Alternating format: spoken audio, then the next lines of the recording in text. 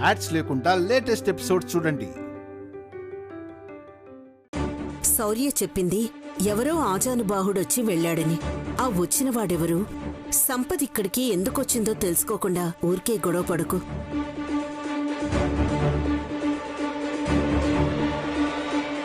చెప్పు సంపద, నీ గాజు ఇక్కడికి ఎలా వచ్చింది?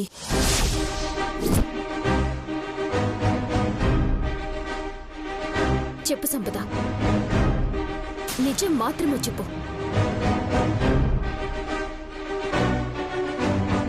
శామ్, ఏడవకు, భయపడుకో.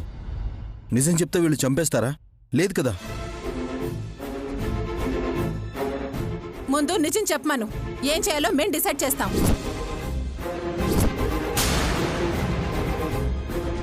గాజు దొరికింది కదా, తప్పించుకోలేదులే.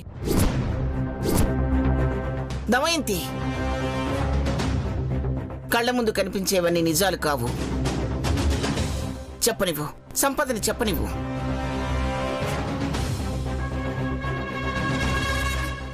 చెప్పు సంపద, నీ చేతి గాజు ముక్కలే ఇక్కడెందుకు పడింది? నానమ్మ, నాకే ఎందుకు ఇలా జరుగుతుందో నాకు అర్థం కావట్లేదు. నేనే తప్పు చేయకపోయినా మీ అందరి దృష్టిలో దోషినైపోతున్నాను. నిన్న సాయంత్రం ఇక్కడ వాకింగ్ చేస్తూ కాలు జారి పడ్డాను.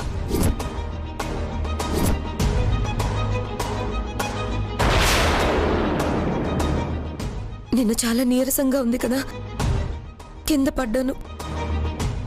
అప్పుడు ఈ చేతి గాజులు పగిలిపోయాయి. నేను పడ్డప్పుడు ఇక్కడ రంగు లేదు.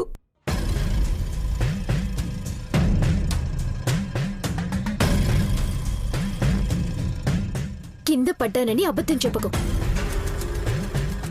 అయ్యో, అబద్ధం కాదు కళ్యాణి, నిజం. నిజమైతే కనీసం కుంటుకుంటూనైనా నడవాలి కదా. బాగానే ఉన్నావు కదా. నిన్న రాత్రి చిన్నదానికి అంత చేసే నువ్వు కింద పడ్డా కామ్గా ఉన్నావంటే నమ్మాలా మేము? అత్తయ్య, నొప్పిని భరించాను. ఎందుకో తెలుసా, నాకేం జరిగినా పాపం అందరూ కళ్యాణిని టార్గెట్ చేసి నానా మాటలు అంటున్నారు.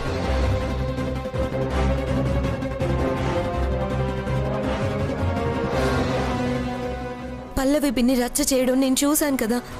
పాపం చెల్లిని ముద్దాయిలా తిట్టడం నాకు నచ్చలేదు, అందుకే భరించాను. ఆహా, ఎంత మంచిదానివి సంపద నువ్వు. నువ్వుండమ్మా, నువ్వెక్కడో పడి దెబ్బ తగిలించుకుంటే కళ్యాణిని ఎందుకంటావు? లాజిక్ లేకుండా మాట్లాడుకో.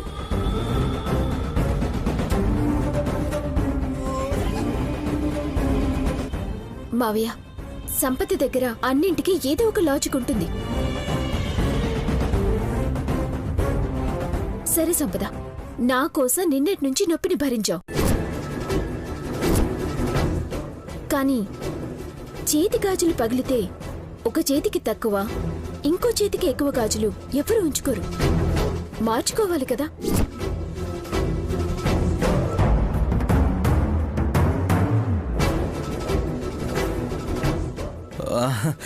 అంటే తనకిష్టమైనవి పగిలినా చిరిగినా అంత త్వరగా వదులుకోదమ్మా. నిన్న చీర చిరిగిపోయినా అదే కట్టుకుందని చెప్పాను కదా కళ్యాణి. అది నీకు తెలుసు. అందుకే గాజు పగిలినా దానికిష్టమని ఇలా అంతే. ఇష్టమని సవ్యంగా వేసుకోదా? సంపద, ఇది తప్పు. గాజు పగిలిపోవటం మంచిది కాదు. బేస సంఖ్యలో అస్సలు వేసుకోకూడదు. వెళ్ళి మార్చుకో. సరే నానమ్మా.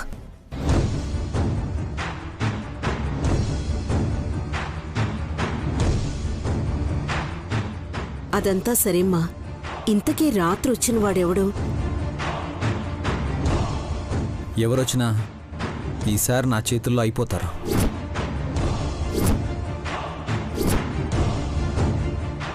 మళ్ళీ రాడు. ఎందుకొస్తాడు?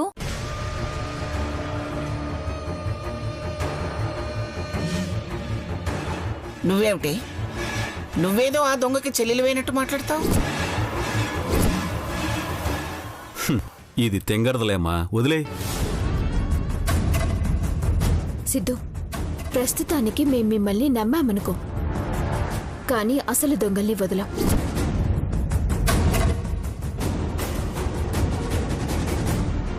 మన వీధిలో గస్తీ పెంచమని ఆర్డర్ వేస్తానులే కళ్యాణి.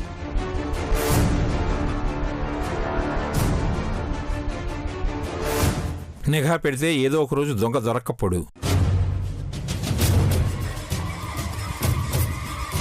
బజీ, అయ్యా. ఇదంతా శుభ్రం చేయి. అలాగేనయ్యా. అనుపమా, ఎక్కువగా ఆలోచించుకో. వెళ్ళి పనులు చూసుకోండి. అందరూ వెళ్ళండి.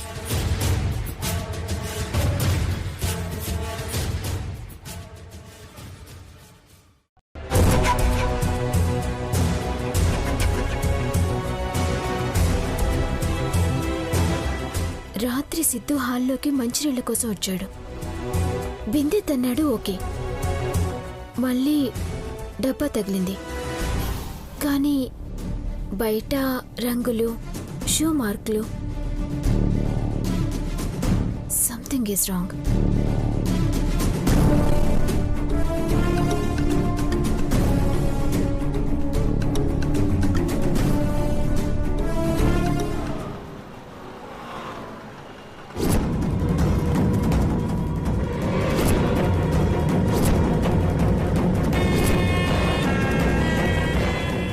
అరే, సంపద గాజే.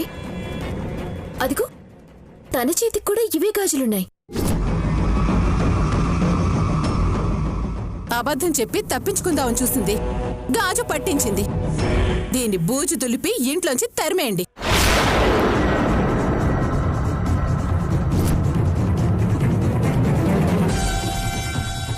అమ్మా, రాత్రి ఇంటి బయట ఏదో జరిగిందనిపిస్తోంది. ఆ సంపద రాత్రి ఎవరితోనో గొడవ పడిందనుకుంటున్నాను. సిద్ధు కాకుండా ఇంకెవరో ఇక్కడికొచ్చారు. అవునమ్మా, నాకు కూడా అదే అనిపిస్తోంది. నేను కూడా దాని గురించే ఆలోచిస్తున్నాను.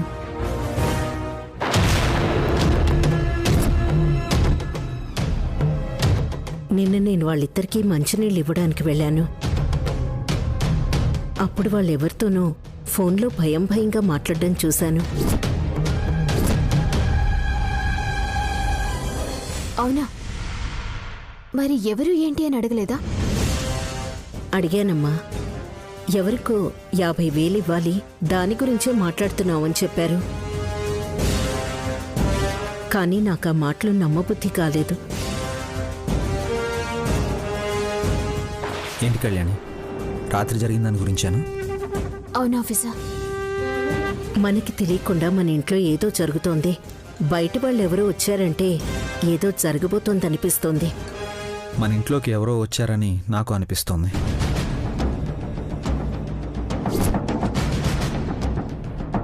అలాని మీరు దాని గురించి ఆలోచిస్తూ భయపడాల్సిన అవసరం ఏం లేదు. గస్తీ పెంచమని చెప్పాను కదా. సంపద సిద్ధుల్ని చూస్తూ ఉంటే ఏమీ జరగనట్టే ఉన్నారు. సంపద అసలు ఇంట్లో నుంచి బయటికి రానట్లే ప్రవర్తిస్తోంది.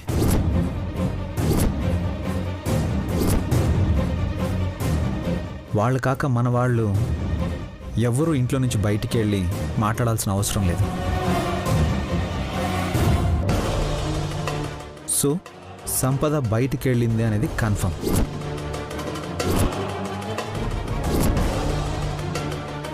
వాళ్ళ విషయం ఎంత త్వరగా తేలిస్తే అంత మంచిది ఆఫీసర్.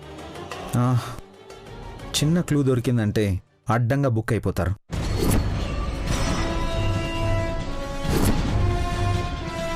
మనం కంగారు పడి వాళ్ళు జాగ్రత్త పడే అవకాశం ఇవ్వకూడదు.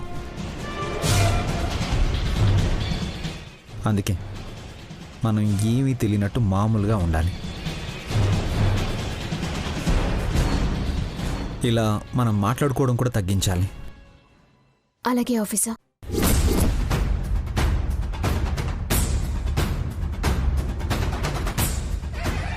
సరే పద, నేను ఆఫీస్కి వెళ్ళాలి. వస్తానమ్మా.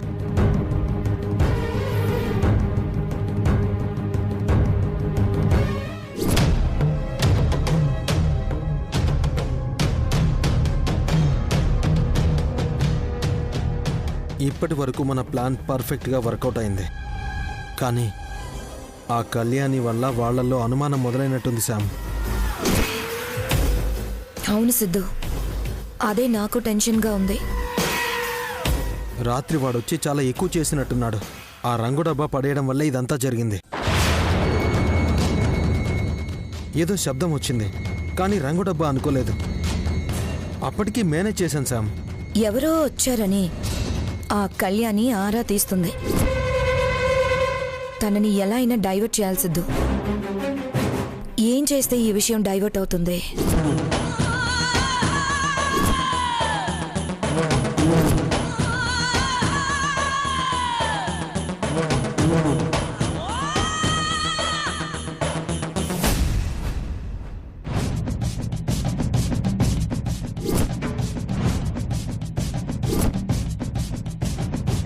ఇంత అర్ధరాత్రి పూట ఇది బయటికి పోయి ఏం చేస్తుంది? కళ్యాణి అనుమానించింది అంటే అందులో నిజం ఉంటే ఉంటుంది. చాటుగా వినైనా అసలు విషయం ఏంటో తెలుసుకోవాలి.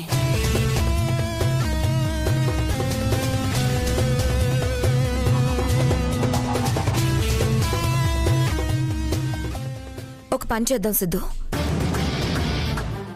చిన్న గీత పక్కన పెద్ద గీత పెడదాం. అంటే ఈ ఇంట్లో వాళ్ళు మనల్ని టార్గెట్ చేయకుండా డైవర్ట్ చేయాలి.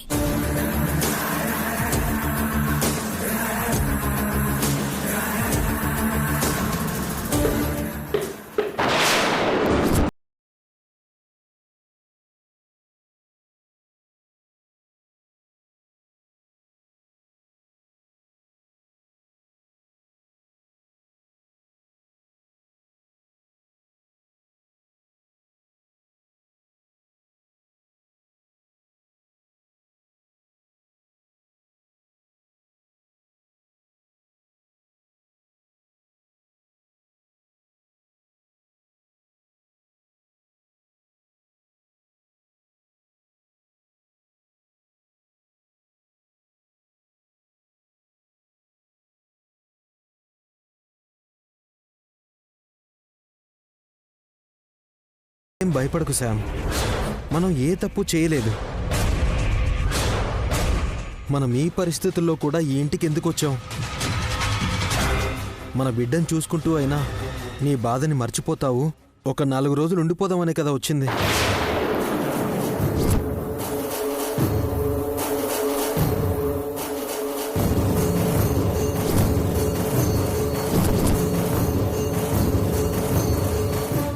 అవును సిద్ధు, మనం వచ్చింది మన బిడ్డని కల్లారా 4 రోజులు చూసుకుని వెళ్దామని.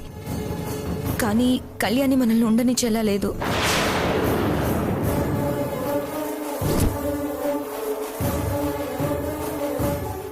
మన బిడ్డ అంటుందేంటి?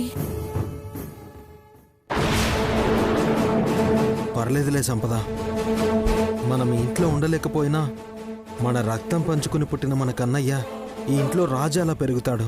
అది చాలు నాకు.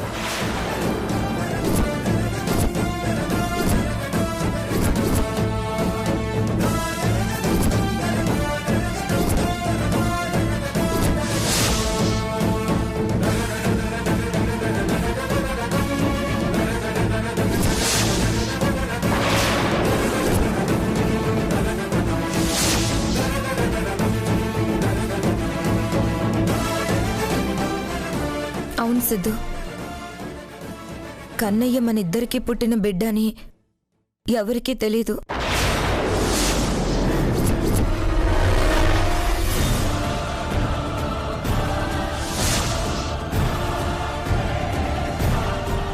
మన బిడ్డ ఇక్కడ గొప్ప స్థాయిలో పెరుగుతాడు.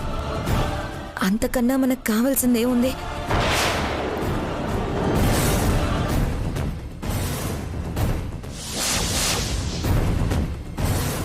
కాకపోతే మన బిడ్డ శౌర్య బిడ్డగా పెరుగుతున్నాడు అనే బాధ తప్ప నాకే బాధ లేదు శామ్.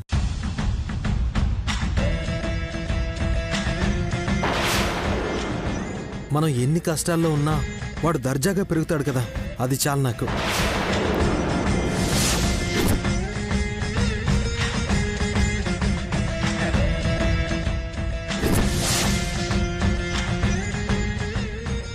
విషయం శౌర్యకి ఎవ్వరికీ తెలియదు కాబట్టి శౌర్య ఇప్పటికీ తన బిడ్డని మురిసిపోతూ ఉంటాడు.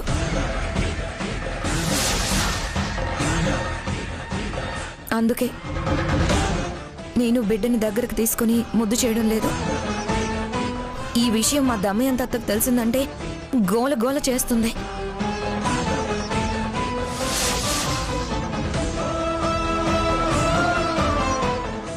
తెలిసినా ఏమంటుందిలే శ్యామ్.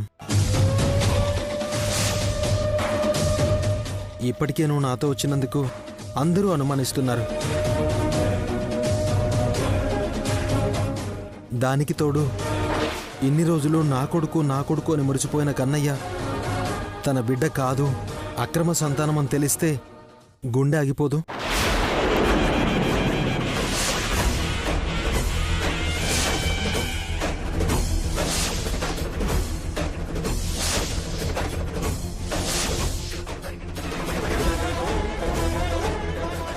వద్దులే సిద్ధు, మనం మారినప్పుడు జరిగిన తప్పులవి. ఇప్పుడు వాటిని గుర్తు చేసి ఎవరూ బాధపడ్డానికి కారణం కాకూడదు.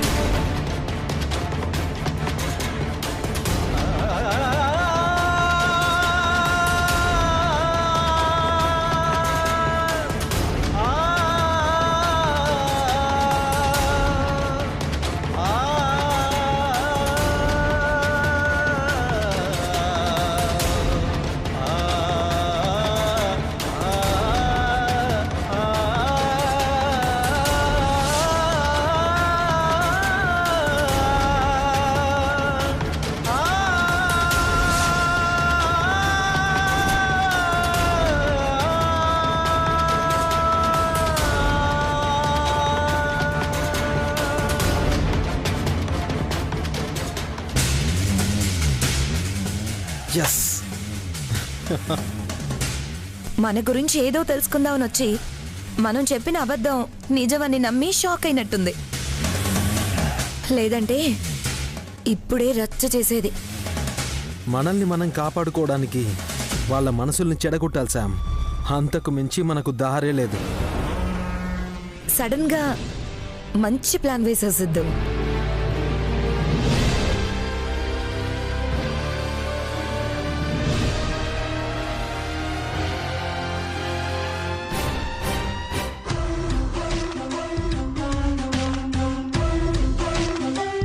కన్నయ్య ఆగు. కన్నయ్య,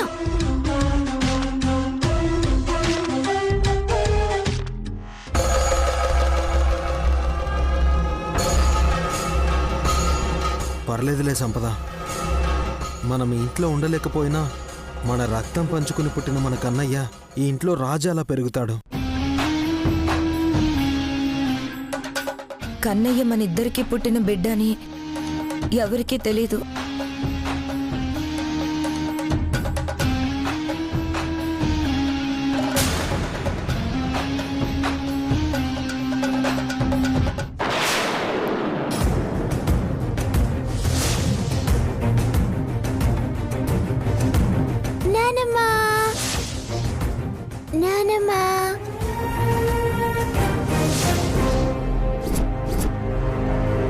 మనం ఈ ఇంట్లో ఉండలేకపోయినా మన రక్తం పంచుకుని పుట్టిన మన కన్నయ్య ఈ ఇంట్లో రాజాలా పెరుగుతాడు.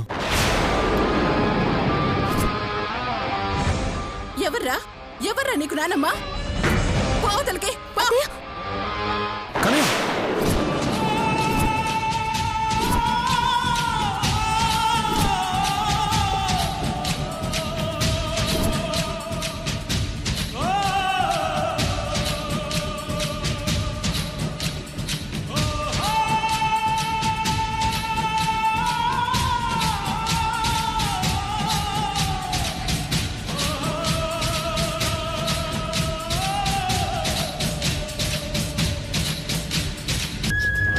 ఏంటమ్మా, ఏం చేస్తున్నావు నువ్వు? పసిబిడ్డతో ఇలాగైనా ప్రవర్తించేది? చిన్న పిల్లాన్ని పట్టుకొని ఎందుకు అలా తోసేసావు? వాడికి ఏమైనా అయితే అవుతుంది. వాడే నీ బిడ్డ కాదుగా. అమ్మా, నా బిడ్డ కాకపోవడం ఏంటమ్మా? ఏంటి కొత్తగా మాట్లాడుతున్నావు? ఇంతకుముందు నా బిడ్డ కాదని చేసిన గొడవ సరిపోలేదా? మళ్ళీ మొదలు పెట్టావు.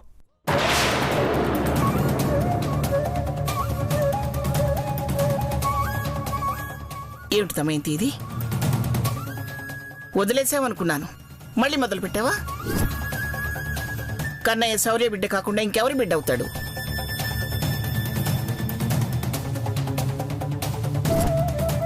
అమ్మా, నీకేం తెలీదు.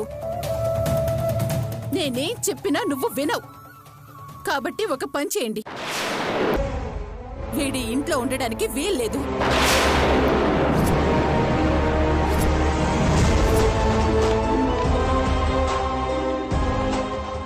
ఎలాగూ కడుపులో బిడ్డ పోయిందని ఇది బాధపడుతుంది కదా, పైగా వచ్చి మన కొంపలో చేరారు కదా. ఆ సంపద బిడ్డే కాబట్టి వాళ్ళక బిడ్డనిచ్చి పంపించేయండి, మనకే గొడవ ఉండదు.